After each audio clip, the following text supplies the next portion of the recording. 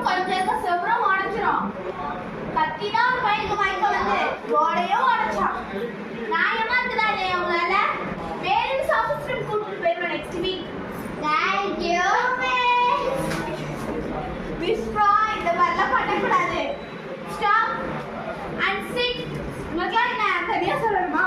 சரி போர்டு இல்லை நான் பாயிலே டீச் பண்ணுறேன். மிஸ் நீங்கள் சயின்ஸ் படிக்கணும். ஓகே நான் சயின்ஸ் டீச்சர் தானே. Yes miss. டீச்சர் பண்ணி கேட்குறேன். Sorry miss. Okay what is chemical?